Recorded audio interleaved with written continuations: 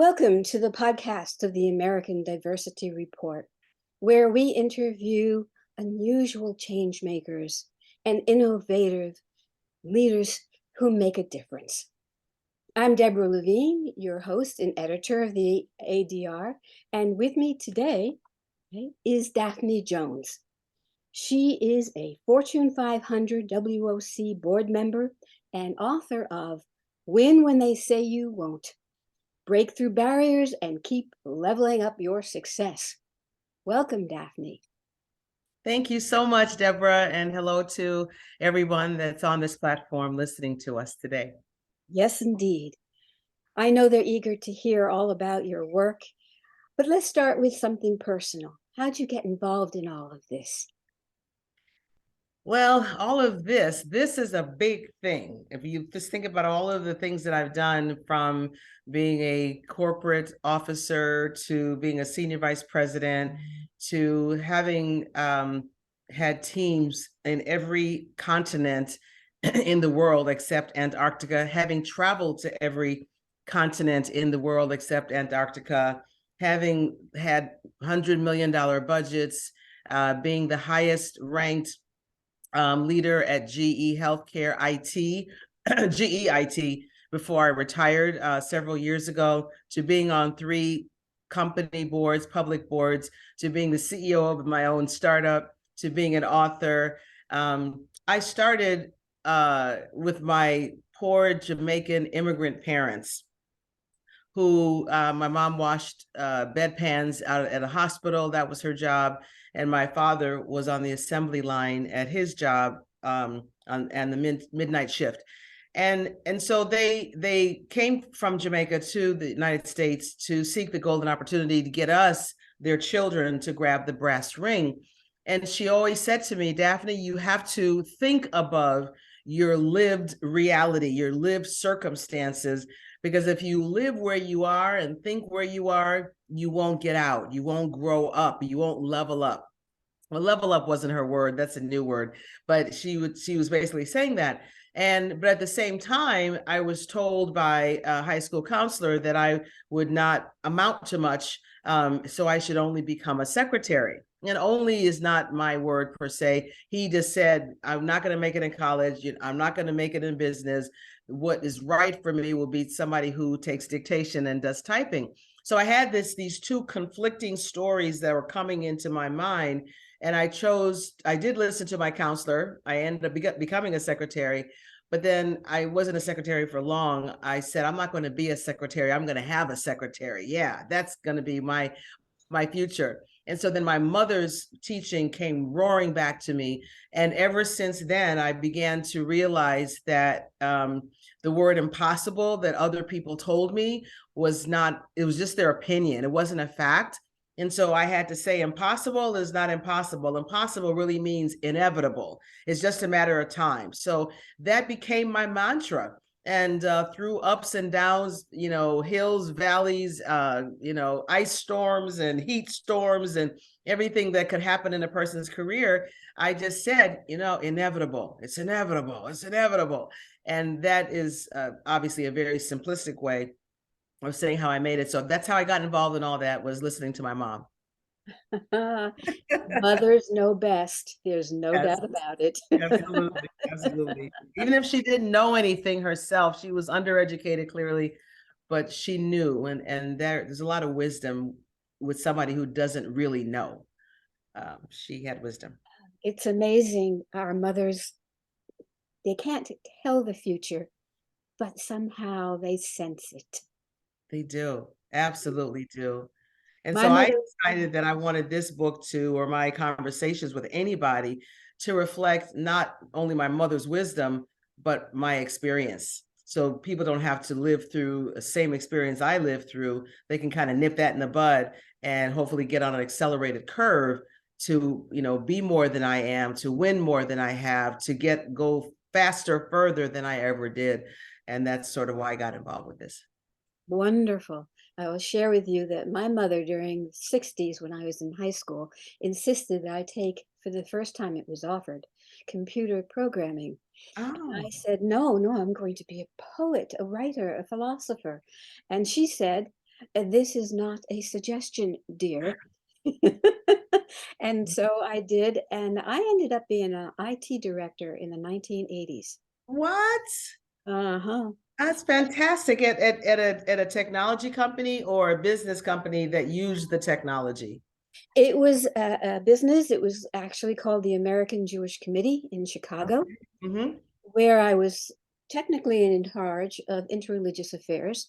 But since no one had ever even touched a computer, I got the job You too. got the job. That's great. That's great. And there's something to say about people, there's a saying that in the urban community we talk about get in where you can fit in. No, that's not how you win. You get in where you stand out. And so you're just the demonstration of, well, nobody else could do computers but you, so you got in, right? You won because everybody else was trying to stick together and they were in a pack of people who kind of were the same. You were different because you had a skill, you had a capability that nobody had. And that's how I believe we win, is when we exploit that strength and that gift and not try to fit in and be part of the crowd. Absolutely. So fitting in seems like it's a must, but in reality, Yeah, it doesn't do for you what it right. needs to do. That's right. It's safe, but it's not, doesn't give you the lift that you might want. Right. And that's what your book is about? That Yes, lift. ma'am. All right. Absolutely. Well, audience, I have homework for you in this book. But in the meantime, how did you make that progression from secretary to all of these major roles in the corporate world? Well, I would say, certainly one role at a time. I had a couple of things that I believe were aiding me to get there. Number one was the mindset. What I was sharing with you that mom said was think above a different circumstance. They write books now about the growth mindset and the fixed mindset. And I believe that whatever has your mind has you. So if what has your mind is excellence, then you're going to strive to be excellent. If who has your mind is a knucklehead that doesn't want to go to work every day, then that's what you're going to be. That's because that's your comparison point. That's your benchmark, if you will. And so that first thing was that the mindset that said, no matter what happens, I know now that this man told me I couldn't do it, and I proved that I could. Not only did I go to college, I got my bachelor's degree in 3 years, Deb, instead of 4. I got my MBA in 1 year instead of 2. Well, maybe it was because I was afraid that he was going to find out that he was right. Maybe I worked extra hard because I was scared to be called something less than a college graduate. I don't know, but I did that. And so that's one. Number two, it's about what I call copycatting. So how do eagles learn to be an eagle? They learn from other eagles. How do turkeys learn how to be a turkey? They learn from other turkeys. And so I believe that no matter what it is that a person wants to do, where they want to go to, they can copycat. And they say it's cool to be a copycat as long as the cat you're copying is cool. And so whoever I had to copy, I wanted to say, well, at IBM, for example, when I first joined IBM, I realized everybody around here is wearing suits. And I had a yellow Caterpillar tractor colored dress one day that I wore. And somebody came to me and said, Daphne, we don't dress in yellow dresses here at IBM. And so then you start to look around and say, well, what does success dress like? What books does success read? What events does success go to? What relationships does success have?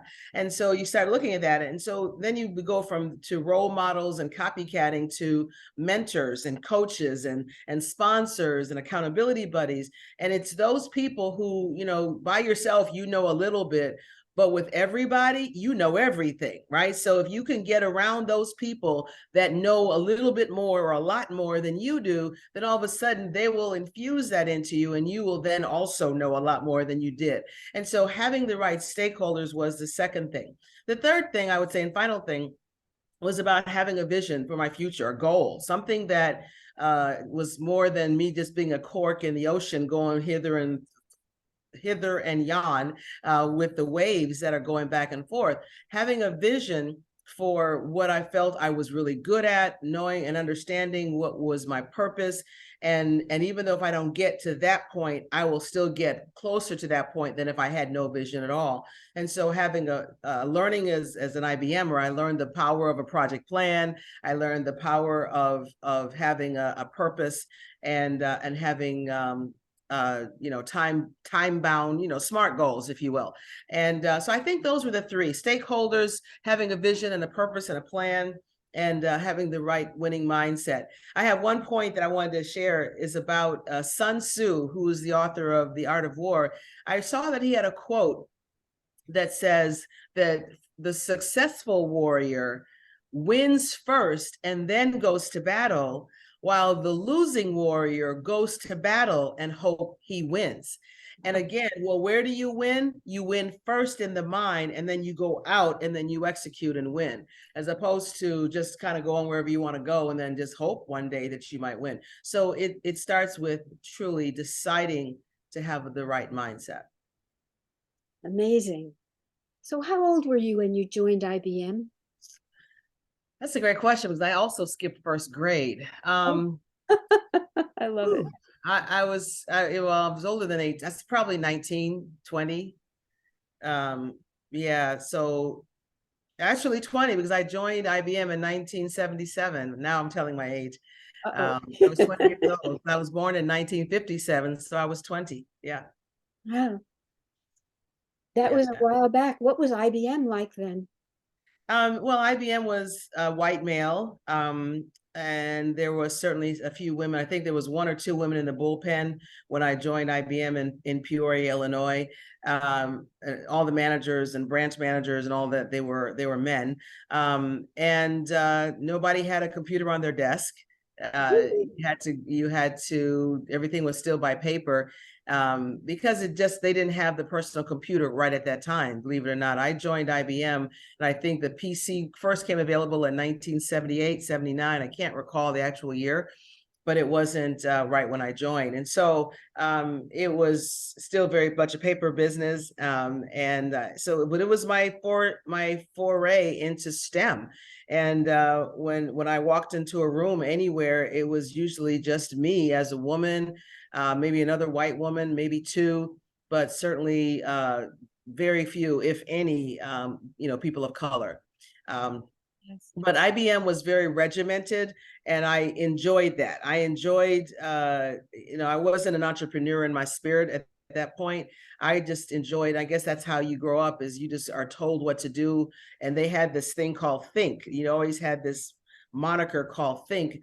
And they owned your career. They told you where you would get promoted to, and they charted your career path all the way up. And so very much regimented organization, obviously, to have a dress code of pinstripe suits and wingtip shoes.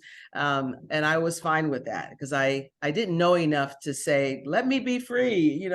I didn't know what to do. So it was good to be under the guidance and the pen, the bullpen that has boundaries of IBM, until I learned enough. And then I understood and was able to discern the difference between things that I thought were appropriate and things that were not. Well, eventually the entrepreneurial spirit blossomed in you. How did that happen? I don't know. I mean, I shouldn't come onto an interview and have the answer be, I don't know. No, it's good. As you think about it, everybody's going to feel the same way. So what to do? yeah. I was so regimented. I said, I'm going to go up the ladder. And then all of a sudden I said, you know what, this CIO thing, I think I want to be a CIO one day. And it's just a matter of like they say that if you don't see it, you can't be it. And so one day I saw CIOs and I'm like, oh, I like that job. It's just a higher version of what I was doing. So why not do that? And then I ended up meeting people who were customers of mine, who owned their own business. They were the CEO of their company, and you kind of learn about what they do. and not necessarily about how much they get paid, but about their ability to call the shots based on what they felt was, the right strategy for the company, the moral aptitude of the company, on all that. But it wasn't until after I retired from corporate America that I said, I have the guts to go do this now. Because, there's a saying that, there's three phases in life. There's learn all you can, earn all you can, and then return all you can. And so while you're learning all you can, you're getting all this knowledge into your brain. And not that you stop learning, but your proclivity is not learning anymore. Now it's earning. And now you trade that intellectual knowledge for capital, for financial capital. So you're earning all you can. I didn't want to take the chance to stop earning all I could to be an entrepreneur. So I was sort of scared still.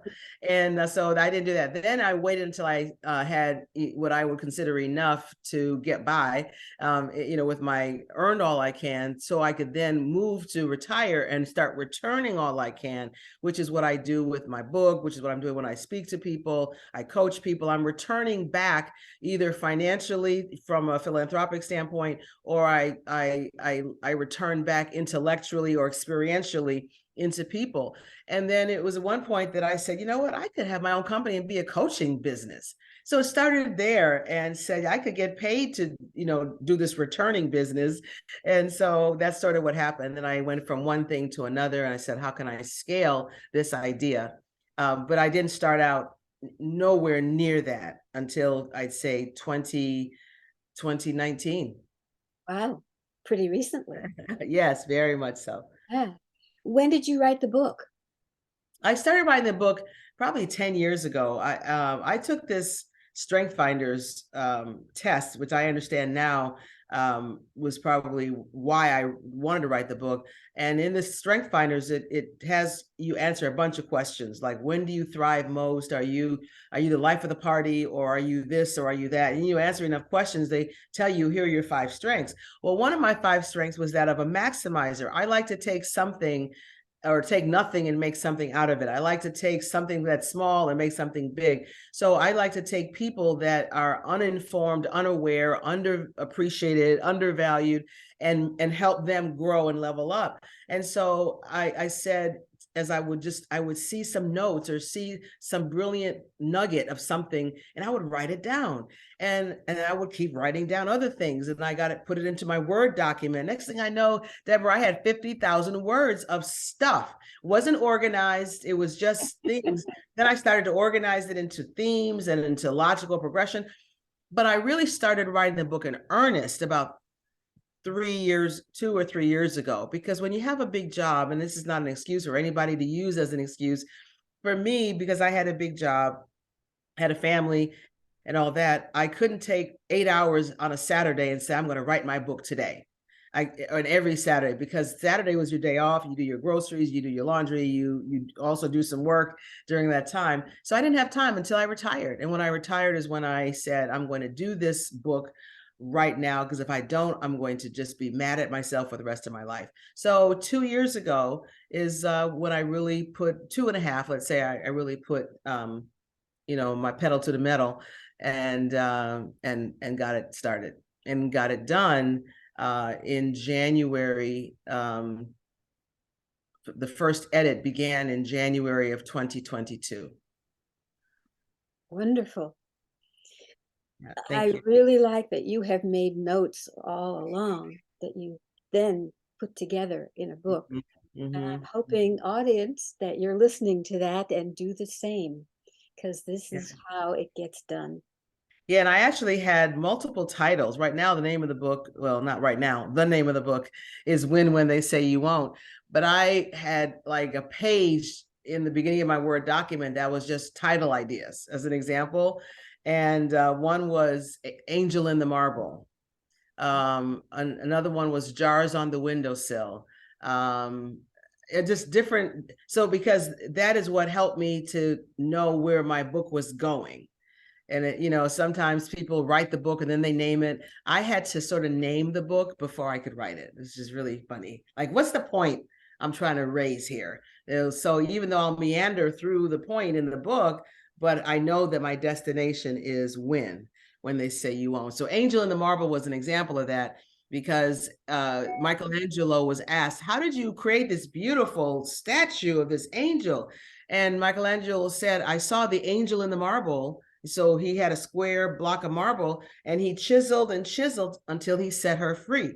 And so part of my winning is being able to set yourself free, to be able to win, not ask for permission to prosper, not suffer in silence, be that angel in the marble, but chisel your own self out of there and find a way to win. Love it. By the way, when I coach people about writing a book, I ask them the first thing to do is write down the title. So Oh, what you've done oh, is perfect. thank you. Thank you. Yes. Thank you, Deb. That's awesome. Well, I'm glad, because I couldn't do it otherwise. Otherwise I was going all over the place. Yep, Like, that's right. what point am I trying to raise here? Yeah. Thank you. That also teaches people a little bit about how to focus, how to pull things together, which isn't so simple, is it? Yeah, you're right. It's like having a blank canvas and having nothing to draw. You'll draw anything, or you'll draw nothing, or you'll draw everything. It's like having a picture in front of you. Okay, now I know what I'm drawing. I'm drawing, that model or that vase of flowers. And there's that famous saying, you can't edit a blank paper. That's right. That's right. Yeah, you got to get going. Get going. No, obviously you're a get going kind of gal. But not everybody has to be like me. And I think what I think people are saying, wow, Daphne, because I'm 65, going to be 66 soon. And they're like, there's no way. And I have the energy of a 20-year-old, but not everybody has to have my energy. Everybody that reads my book just has to want to win. And winning is in the eye of the beholder. How do you define winning? Winning could be, I want to learn how to swim. Winning could be, I want to be a better spouse or partner for my partner. I want to learn how to be a better public speaker. You don't have to go 100 miles an hour like I do, but you can just say, how do I systematically, continually get it done and win and level up myself? And, while I sit at home at my desk, you don't have to be out running 5 miles a day. Absolutely, especially on a bad day. And when it's raining outside, use the time wisely. That's exactly right. Well, you have used your time wisely, and I'm sure that there's been some challenges that have maybe slowed down your pace on that 5-mile run. One of the things that I was thinking in terms of your career in STEM, right? As a woman, as a Black woman, you must have run into a few barriers that maybe you might like to share and give people some inspiration that you can overcome. Sure. Great question. It's like sometimes it was difficult to write the book, because they would say that my publisher said, who's the book for? I said, it's for everybody. Everybody wants to win. And she's like, well, you got narrowed down. I said, well, what about women? What about women of color? What about Black women? No, not only Black women, women. So the book is for women, but it's hard to ignore the fact that I'm a Black woman as well. So the race does come up on occasion. And so being a Black woman in STEM, I was a woman who went outside what was expected of me. I went outside of what was recommended to me or expected of me. We were meant to be secretaries, not senior vice presidents.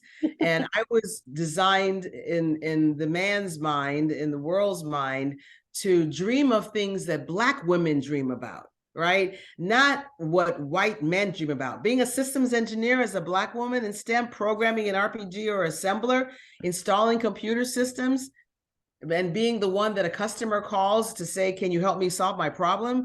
Hardly. So it was very challenging, because when I show up in a room where Black people weren't, there was a palpable change in the tone, the conversation. People turn and look, because if a white person walks in the room, well, nobody looks at them because there's another white person. Everybody else in there is white. But you see a Black woman walking in a room, usually well-dressed. There is the question about, who's that? but you find your way, and they don't come up to you necessarily unless they're the host of the event, and they want to, welcome you and be nice about it. But usually you have to go up to them. The minority has to go to the majority at the time.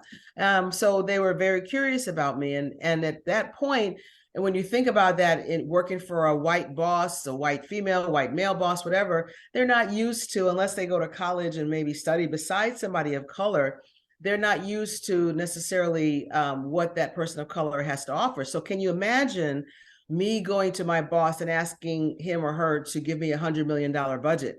Can you imagine a boss who says, Daphne could be my successor? Because a lot of times people use how you look to determine how far you're going to go. They determine your gender, how far you're going to go. And so when you look at the titans of Carnegie, Rockefeller, Ford, DuPont, those were all white men. So corporate was not built by women or by people of color, and it was not built for us either. And so it's hard to imagine that a Black woman can be considered a candidate for any role that's more than what they had. And so that was a challenge. And I didn't have a lot of role models. You didn't have role models for me to copycat.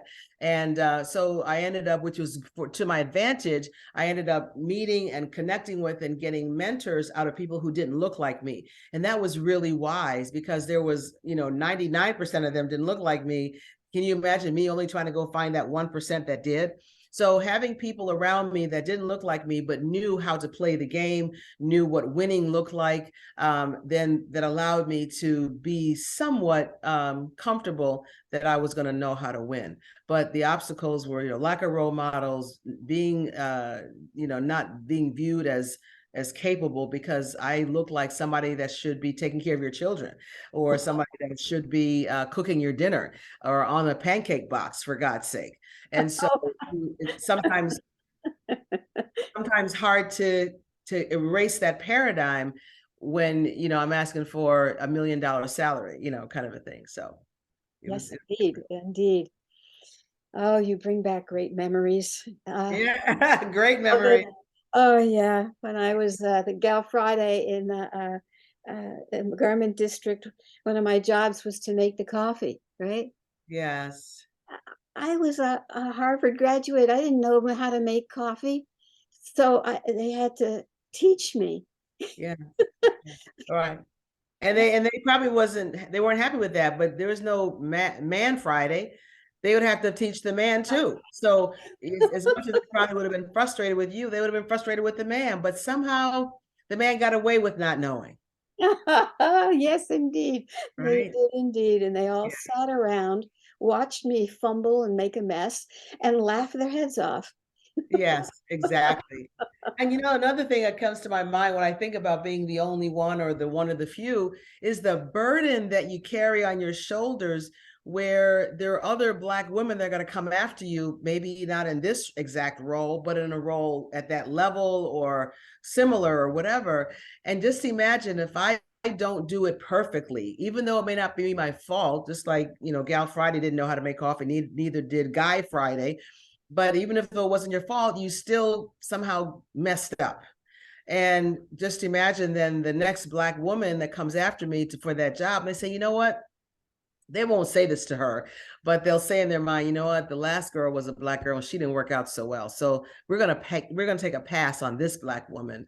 And so that burden is, I had to pave the way, and it had to be shiny, clean, gold lined, 14K, 18K gold line, so she can just slide right in there and then demonstrate for herself her own capability, as opposed to having to be hindered and handicapped because of the last Black girl that they hired didn't work out so well. Well, it looks like you did a great job of it. Absolutely. Absolutely. Oh, gosh. Well, is there anything else you'd like to add that we haven't had a chance to talk about yet? I would say that, part of my book, and as I hold it up here, part of a very big part of this book is how do you win? And so I encourage, this book is inspirational, it's motivational, it's informative, but it's also instructional. And the way that I won is by my 4-step process called EDIT, EDIT. EDIT means change. We're going to change how we think, because I started out talking about the mindset, but then we're going to change what we expect. We're going to change what we do. And if you change what you do and you change how you think, you're going to change your outcomes. And so EDIT is a 4-letter acronym that stands for envision, design, iterate, and transform. And it comes after my background in being in technology, but just think of a recipe and, making a cake, or how do you change the oil on a car. It's a step-by-step process that allows you to do oil changes over and over again, baking a cake over and over again, follow the instructions. My EDIT process allows you to win over and over again. So to be a success is to achieve a goal, but to be successful, which is full of success, where it's happening all the time, you need to keep having goals. And so my book and my platform on EDIT teaches you how to envision where you're going, design your plan, execute your plan, and iterate on it. If you make some mistakes, go back to your drawing board, but don't quit.